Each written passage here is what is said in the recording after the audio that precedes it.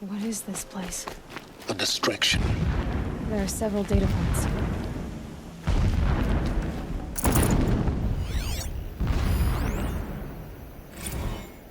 Every morning, I wake to the same nightmare.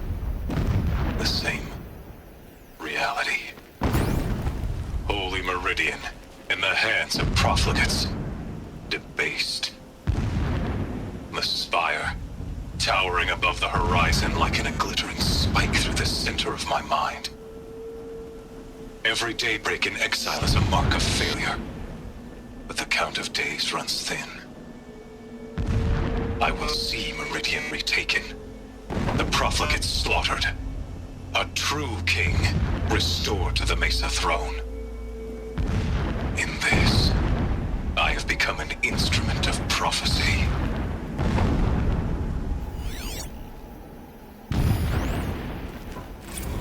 When sleep refuses to come, I think of our wedding night. How you welcomed me to the marital bed. How after, when you fell asleep, I lay there watching your delicate face. For all its beauty, I detested its fragility. A rage swelled up inside me. I abhorred that bed, how its softness threatened to swallow us up. And that room, the stench of incense, the fine embroidery of the drapes, all of it weak. I slipped from the bed, threw open the casement, and lay naked on the stone floor, determined to spurn all seductions of comfort. But when I woke the next morning, you lay beside me, naked as I in the cold.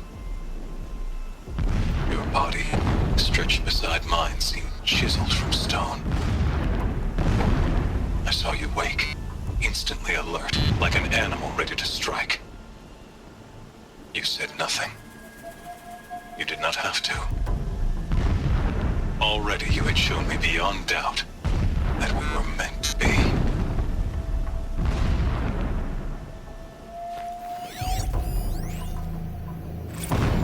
Never does the sun show pity. And yet, when my wife died in birthing, and in dying ended the life of my child unborn, I pitied myself. My lord sensed this, but instead of casting me down for weakness, he cast upon me a radiant beam of honor. He ordered my kin buried in the sacred caves reserved for royals and heroes. Unimaginable. Never again would I doubt that I am the chosen of the sun. Never again would pity find a place in me, not for myself or another.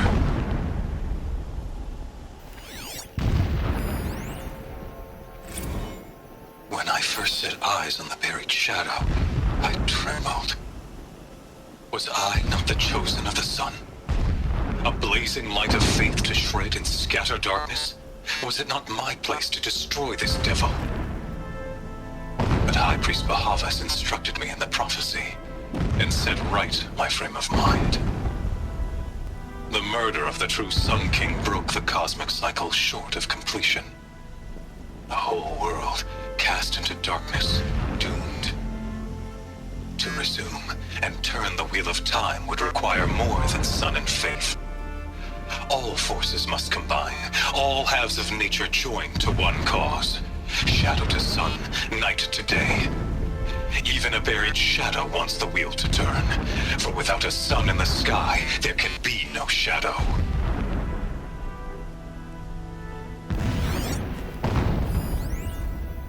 My lord, the 13th king of the Karja Sundom was murdered, cut down by cowards who mistook firm rule for madness. Ever the strong are beset upon by the weak.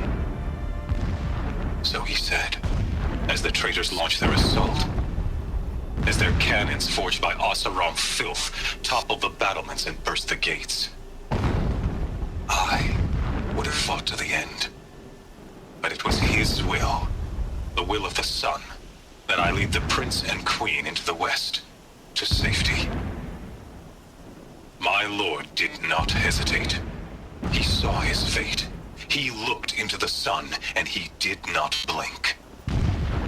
With me, he sent kestrels, nobles, sun priests, and slaves. Killing all that stood in the way, I carved a path to Sunfall.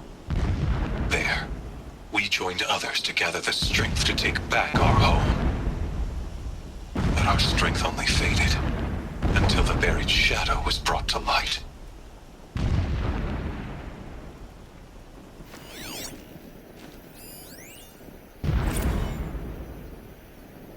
So long as King Itamen languishes at Sunfall, coddled by his mother, he will never learn the true lessons of the sun.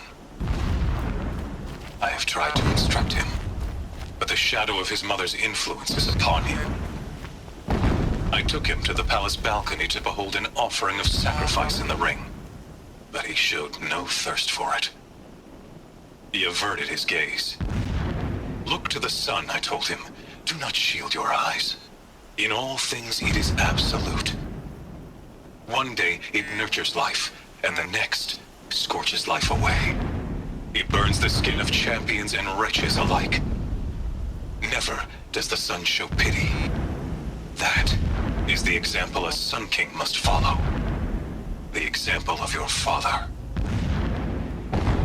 But before my instruction could take hold, she was there, clutching him to her robes, burying his face against her breast. How is a king to rule when he cannot even see?